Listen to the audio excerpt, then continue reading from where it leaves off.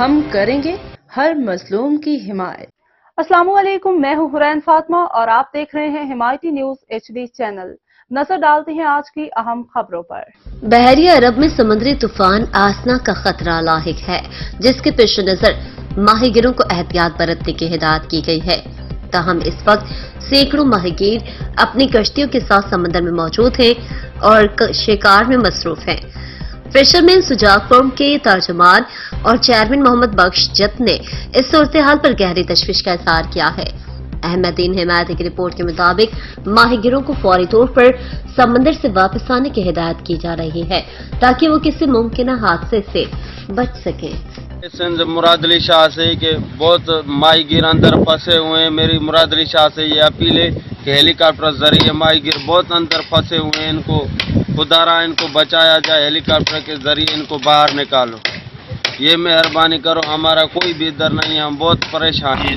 ساحلی پٹی پہ جو بارش کا امکان، بہت ساری بارش ہمارے پاس ہو رہی ہے۔ پہلے تو میں اپنا تعارف کراؤں، میرا نام محمد بخش جت ہے، تنظیم کا چیئرپرسن ہوں۔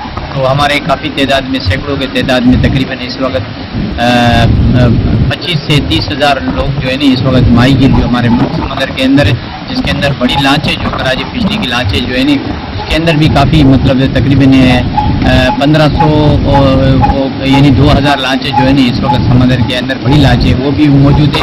اس کے علاوہ چھوٹی لانچیں جو ماہی گیر جو 4 دن کے لیے 5 دن کے لیے جو جاتی کشتیاں جاتی ہے وہ بھی اس وقت سمندر کے اندر موجود ہے۔ سمندر کے طوفان کا اندیشہ ہو گیا ہے، انڈیا کے اندر بہت بڑی تباہی مچا دی ہے اور اللہ خیر کرے کہ ہمارے ماہی گیر جو اس وقت کافی تعداد میں جو ہے سینکڑوں کی تعداد میں ہمارے ماہی گیر موجود ہے سمندر کے اندر۔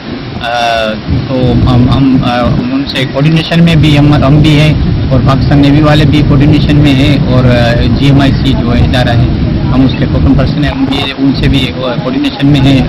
اس کے علاوہ CM صاحب کی بھی ڈیسیشن ہے، CM صاحب بھی کوشش کر رہے ہیں اور ہم مسن جو ہے نہیں وہ کر رہی ہے۔